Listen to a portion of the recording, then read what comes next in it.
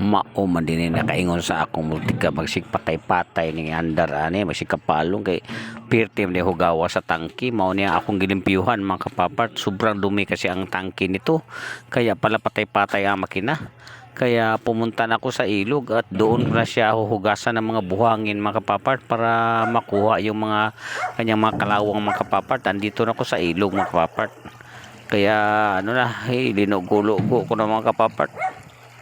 Yan para naman mawatanggal yung mga barado mga kapapart. Kaya dito kung may multicab kayo, titingnan nyo yung tangke kung madumi ba. Kaya yan ang nangyari sa multicab ko mga kapapart. Kaya pala sobrang patay-patay ang makina ko dahil na barado yung gasolina. Yan dito sinausaw ko na sa tubig mga kapapart. At yan mga kapapart, yan oh.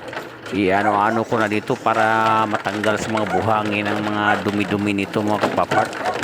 Oh, yan, shoutout sa mga kaibigan ko dyan. Tingnan nyo ang mga ginawa ko paano mahugasan ang tangke ng multicab ko. Ito na lang mga kapapart. Okay.